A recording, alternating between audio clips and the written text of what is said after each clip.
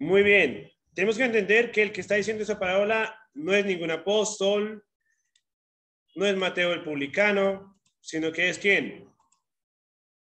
Jesús. Jesús. Es Jesús. Eso tengámoslo presente. ¿Por qué? Porque siendo que Jesús es el que está diciendo esta parábola, entonces tenemos que contextualizar lo que él va a decir de la siguiente manera. Y aquí tenemos la parábola. Parábola del trigo y la cizaña, ¿cierto? Parábola de la mala hierba entre el trigo. Eso, también es importante ese título. El mío dice, Jesús explica la parábola del sembrador. No, estoy en Mateo 13, del 24 al 30. Parábola de la cizaña. Ajá, esa. Entonces, empecemos a ver, ¿cuál es el problema aquí en esta parábola? Dice, les refirió, y cuando se dice les refirió es que Jesús les contó otra parábola diciendo, el reino de los cielos es semejante a un hombre que ¿qué hizo? ¿Qué fue lo que hizo ese hombre? Sembró una semilla. Sembró una buena semilla en su campo. Muy bien. ¿Y la semilla de qué era? De trigo. De trigo. Muy bien, de trigo. Pero mientras dormían los hombres, vino su enemigo y sembró cizaña entre el trigo y se fue. Y cuando salió la hierba y dio fruto, entonces pareció también la cizaña. Vinieron entonces los siervos del padre de familia y le dijeron, y cuando se habla del padre de familia es porque el padre de familia fue quien quiere. ¿Fue en quien qué hizo? Fue el que sembró. Fue el que sembró. Exacto. Le dijeron, Señor, ¿no sembraste buena semilla en tu campo? ¿De dónde pues tienes cizaña? Él les dijo, un enemigo ha hecho esto. Y los siervos le dijeron, pues Señor, si quieres, pues vamos, arranquémoslo. Y él les dijo, no sea que al arrancar la cizaña, arranquéis también con ella ¿qué? El trigo. El trigo. Ahora, ¿qué dice? ¿Cuál es la solución que da el padre de familia a los siervos? Dejad crecer juntamente lo uno y lo otro, ¿hasta cuándo? Hasta la cosecha. Hasta la siega o hasta la cosecha, ¿no? Hasta la siega, hasta la recogida. Exacto. Y al tiempo de la siega o de la cosecha, yo diría a los segadores, ¿qué le diré? Recoger primero la cizaña. Ajá, ¿y qué más? Para quemarla. En manojos para quemar. Recoger primero la mala hierba y la aten en manojos para quemarla y después guarden el trigo en mi granero. Muy bien, muy bien. Y ahí se termina la parábola. Mis hermanos, si analizamos, primero en el campo se había sembrado solamente buena semilla. Buena semilla. Cierto, buena semilla. Ahora, ¿quién sembró la mala semilla? El enemigo. El enemigo. El enemigo. Sembró la mala semilla. Y la semilla que sembró el malo enemigo era ¿qué? Cizaña. Mala. Cizaña. Mis hermanos, me puse a investigar un poco. Le pregunté también un poco a ingenieros agrónomos sobre el tema de la cizaña, cuál era el problema entre la cizaña y el trigo. Y ellos me explicaron lo siguiente. El trigo y la cizaña, cuando están en etapa de crecimiento, es decir, cuando todavía no están listos para la cosecha, esas dos plantas son difícilmente, voy a cambiar la palabra, son demasiado difícil de diferenciar, porque la cizaña en otras regiones, sobre todo en Asia, recibe un nombre que nos ayuda a entender por qué razón Jesús utilizó la cizaña. La cizaña en otras regiones también se le llama como el falso trigo. El falso trigo. Y únicamente se puede diferenciar qué es cizaña y qué es trigo cuando ambas ya están listas para ser cosechadas. Ahora, ¿qué pasaba si el padre de familia autorizaba que sus siervos arrancaran a la cizaña antes de poder diferenciar cuál era cizaña y cuál era trigo? Que arrancaban también el trigo. Exacto, arrancaban también el trigo. Que podían terminar arrancando también el trigo. Mis hermanos, hoy en día tenemos que entender que esta parábola se cumple, sobre todo en el versículo 30, cuando dice, dejen crecer lo uno con el otro, para que en el tiempo indicado se den cuenta realmente de qué parte están, o quién es quién. ¿Cierto que sí? Sí, porque como dice Piedad en el chat, no se veía la diferencia, Benjamín, y entonces ahí se podían equivocar. Precisamente se podían equivocar, podrían estar arrancando hasta lo bueno. Entonces, partiendo de eso, hoy en día estamos viviendo un ejemplo claro en Colombia de esto. Una aplicación muy fácil de hacerla por ello. Y les quiero preguntar, ¿cuántos han escuchado acerca de la creencia o de la salvación teniendo en cuenta la vista del universalismo? ¿Alguien? ¿Alguien ha escuchado sobre el universalismo? No, yo no. No, ok. El universalismo dice o enseña que cuando Dios venga a juzgar en los tiempos en los cuales van a ser juzgados toda la humanidad delante de Dios conforme a sus obras, se va a presentar Hitler. Todos conocen quién fue Hitler, ¿cierto? Sí, claro, la historia. Sí. Sí, los que han estudiado historias. Eso. Se va a presentar Hitler ante Dios y Dios le va a decir, oiga, usted hizo tremendas cosas malas. Y Hitler va a decir, sí, yo sé que yo maté o no maté a nadie, pero fui la mente intelectual de la Segunda Guerra Mundial. Maté a mucha gente, pero es que, Señor, yo estaba engañado. Yo la verdad es que yo fui judío, fui vegetariano, nunca permití que mi gente matara animales, porque para mí los animales eran algo de respeto, porque tú los creaste, Señor.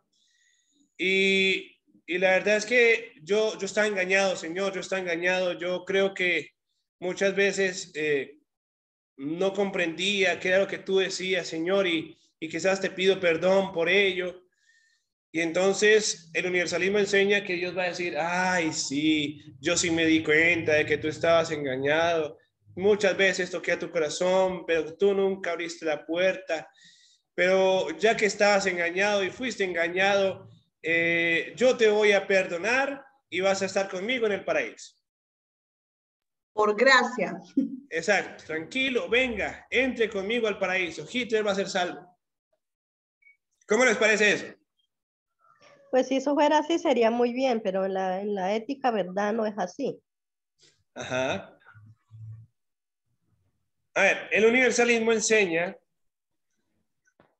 que así tú hagas lo que hagas, Dios te va a entender que es que tú estás engañado por el pecado, por el mal, y que tú vas a recibir el perdón, la salvación de parte de Dios, porque es que pobrecito tú has sido engañado por el pecado. Y porque Jesús murió en la cruz por todos en el mundo.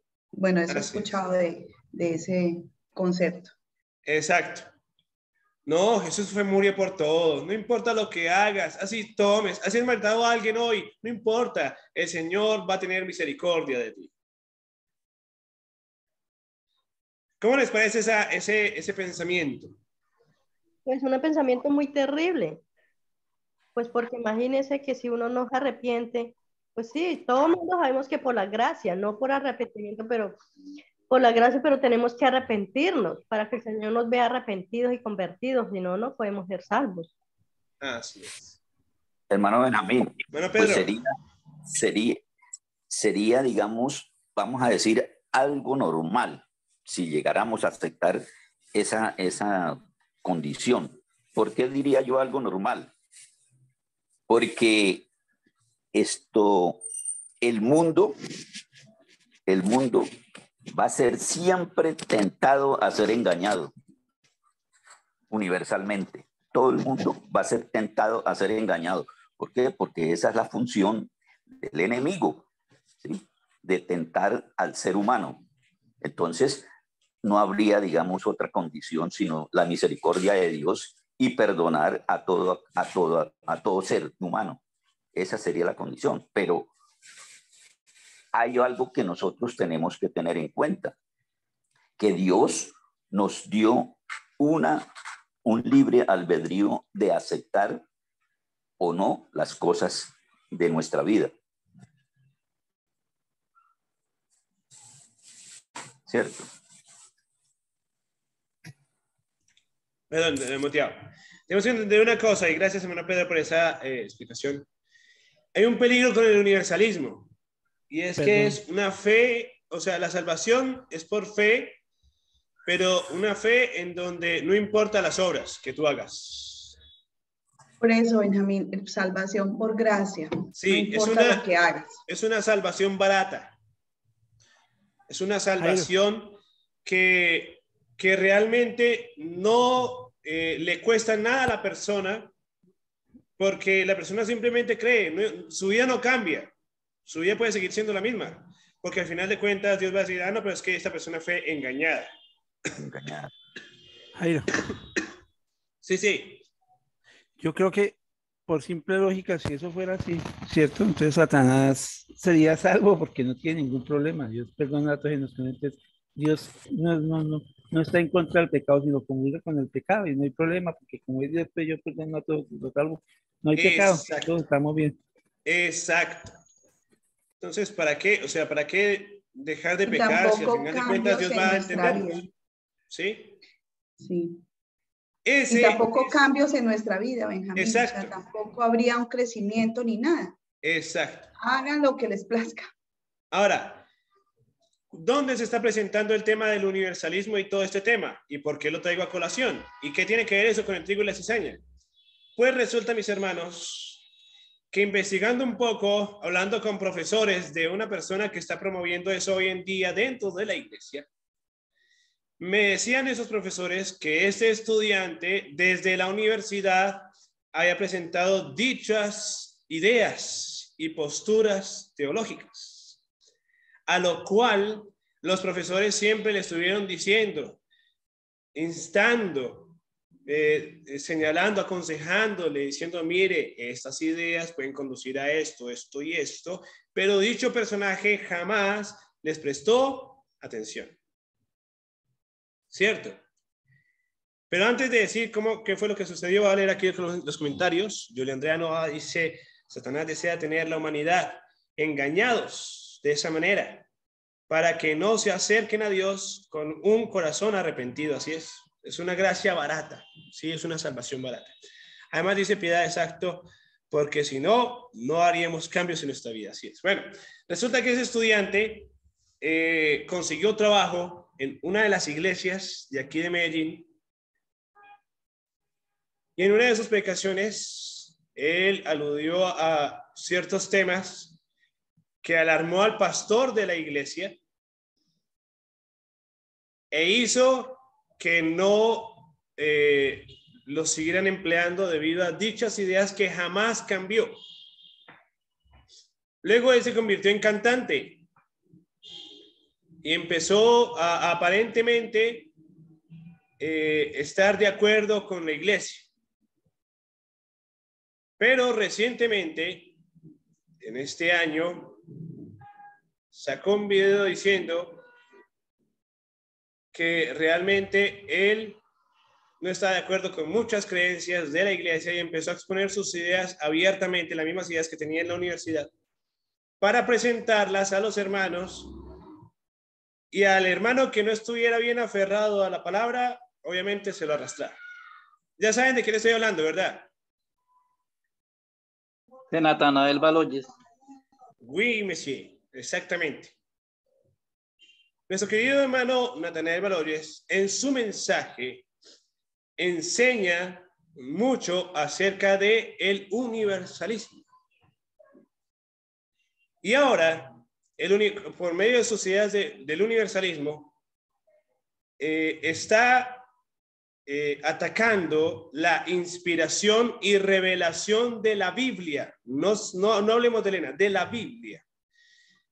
Apuntando que hay ciertos pasajes de la Biblia que no fueron inspirados por Dios, sino que fueron simplemente pensamiento humano, tales como esos acontecimientos de la Biblia narrados en donde Dios le decía a los personajes que ellos tenían que destruir a todo ser vivo de las ciudades.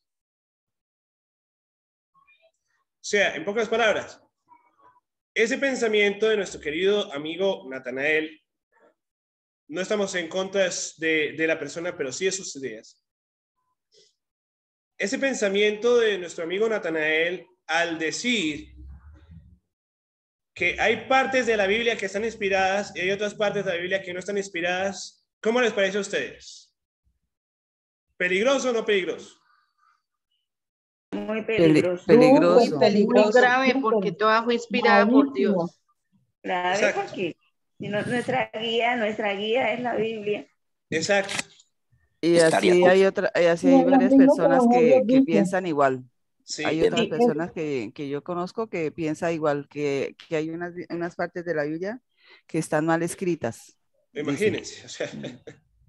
En la palabra de Dios dice, toda escritura es inspirada divinamente para construir, en fin, para conducir, para hacer todo lo bueno. Exacto. Hermano, entonces sí, si fuera así, diríamos que tendríamos que aceptar, ¿sí?, que la Biblia está hecha de trigo y de cizaña. Exacto. Pero mis hermanos, ¿por qué traje a colación esto? Resulta que cuando la palabra nos dice, dejen crecer lo uno con lo otro, para que a su tiempo se recoja y se den cuenta de quién es quién, es precisamente porque en este caso que ha ocurrido, se ve claramente este ejemplo de forma práctica. La única manera de conocer qué persona es deje pasar un poquito el tiempo. Por sus frutos los conoceréis. No esperen o no cometamos el error de los siervos del padre de familia de querer arrancar de inmediato a esa persona del campo del Señor. Porque ahí nosotros estaríamos cometiendo un error. El problema no es la persona, el problema son sus ideas. Y aquí viene el prejuicio. Es muy difícil tú atacar las ideas y pasarte de la línea de atacar la idea y luego criticar a la persona. Es una línea tan delgadita, tan frágil, tan fácil de pasar, que podemos estar atacando la idea sin darnos cuenta que después estamos atacando a la persona y siendo prejuiciosos. Y vuelvo a instarles a todos y a recordarles, Natanael es nuestro amigo. Es alguien que también está equivocado, sí, pero sigue siendo nuestro amigo. No podemos pensar y decir, es que Natanael es esto, no. Está descarriado, sí. Se ha perdido el mapa, sí. Pero ¿cuántas veces nosotros también no nos ha pasado lo mismo? ¿Cuántas veces nosotros no nos hemos perdido también en ciertas cosas? ¿Cuántas veces nosotros también no nos hemos desviado de lo que Dios quiere para nosotros? Lo que tenemos que hacer, mis queridos hermanos, cuando sucede este tipo de cosas o cuando aparecen cierto tipo de personas así como él, que tienen ideas que van en contra de lo que nosotros creemos que tenemos que hacer, es lo que dice el Señor. Dejen crecer lo uno con lo otro. Déjenlo crecer. Puede que en el momento del crecimiento Dios pueda hacer un milagro y esta persona cambie. ¿Será que Dios no puede alcanzar a Natanael? ¿O será que Dios se apartó de Natanael? No, no. ¿El Señor lo ama? No, todavía no, porque el Señor todavía le está dando oportunidad. Mientras tengamos oportunidad tenemos que tener paciencia con estas personas. El Señor lo ama tanto a él como a cada uno de nosotros. Así es. Y si Dios lo ama, ¿es nuestro deber entonces ocupar nuestro lugar de juez para irnos en contra de la persona de Natanael? No. No, nosotros no. No somos nadie para juzgar a nadie. Exacto. Solo Entonces, Dios es el que... partiendo de esa premisa, tenemos que entender, él está enseñando cosas que no son verdad. Claro, él lo está haciendo. No podemos tapar el sol con un dedo porque bíblicamente hasta lo podemos ver. Está yéndose en contra de la inspiración bíblica. Pero mis queridos hermanos, pasa, Benjamín, permítame terminar la idea de hermana Elisa y ya le doy la palabra. Pero mis queridos hermanos, no podemos ni debemos tomar la mala actitud de convertirnos en juez de él. Porque ahí entonces los que estaríamos cometiendo el error, ¿quiénes somos? Nosotros. Cierto, nosotros. Hermana Elizabeth. Lo que pasa, lo que estaba diciendo usted, Benjamín, yo también lo iba a decir. Lo que pasa es que nosotros queremos tomar el lugar de Dios, sí, convertirnos en jueces y juzgar a las personas. Exacto. Y no le dejamos ese trabajo que es de Dios a él, no se lo dejamos a él. Entonces ahí es donde nosotros estamos cometiendo un gravísimo error, quizás sin darnos cuenta o quizás dándonos cuenta, lo hacemos. Sí. Exacto. Y estamos pecando peor porque nosotros sabemos las cosas y quizás esas personas no saben lo que nosotros sabemos. Exacto. Entonces nosotros lo que tenemos que hacer es orar por esa persona, pedirle al Señor por esa persona, exacto, pero nos tomamos esas atribuciones que no nos corresponden. Exacto, hermana Elizabeth. Hermano Pedro. Bueno, Benjamín, corremos un peligro, ¿sí? Con ese enemigo, pero no podemos entrar en el campo de él, porque podemos ser arrebatados por esa cizaña. Si nosotros queremos atacarlo a él, ¿sí? Atacar esa cizaña en la iglesia, corremos el peligro de que de pronto o nos vamos al lado de él o nos confunde y podemos estar en un estado de balanceo que no sabemos ni qué hacer por querer sacar esa cizaña de la iglesia. Ahí es donde Dios nos manda a que no podamos tocar ese campo porque vamos a estar posiblemente débiles y de pronto caemos en el error también o nos hace caer, nos hace salir de la iglesia. Así es. Por eso, mire, como dice aquí la hermana Piedad, es muy peligroso y que pesar porque puede arrastrar a muchos, porque canta muy bonito y atrae a través del canto. Sí, así es. Ahora dice, si no estamos firmes, nos dejamos engañar por Satanás, porque él tiene infiltrados en sus iglesias, sí, señores, y juzgamos esa la persona al convertirnos en jueces sin ver que nosotros también tenemos errores y podemos caer igual que ellos. Por eso, mis queridos hermanos, el fin del discurso es este. Oremos por aquellos que están teniendo ideas raras, como nuestro amigo Natanael y otros dos que son sus adalides, que lo apoyan. ¿Sí? Oremos mucho. La oración del justo, ¿qué? Tiene poder. La oración del justo? Tiene poder. Puede mucho, tiene poder. Lo que tenemos que hacer nosotros es, mis hermanos, sencillamente hacer nuestra parte. Oremos. El Señor hará el resto. Y si Él realmente está hablando por Dios, Dios le hablará a Él y le mostrará el camino que tendrá que seguir. Oremos y que Dios sea el que nos acompañe. Y recuerden, no ocupemos el lugar de jueces. Ese lugar no es nuestro. Ese lo tiene Dios por plena garantía y sobre todo porque Él se lo merece. ¿Está bien? Oremos. Padre nuestro que estás en los cielos, gracias por darnos la oportunidad de estudiar tu palabra, especialmente esta palabra del trigo y la cizaña. Ayúdanos, oh Señor, a entender que nosotros somos trigo, no somos los segadores, no somos los siervos, somos trigo. Y que como trigo no podemos criticar a otra planta que esté a nuestro alrededor creciendo de forma extraña. Ayúdanos, oh Señor, porque también nosotros también hemos mutado y en algún momento nos hemos convertido en cizaña. Pero ayúdanos, oh Señor, para que podamos a través de nuestra vida, a través de nuestro comportamiento, a través de nuestro trato, a través de nuestros mensajes, quizás de llamado, de atención con amor, podamos mostrarle tanto a Natanael como a otros amigos nuestros que están apoyándole que realmente el camino es otro y que ese atajo que están tomando puede apartarlos de ti.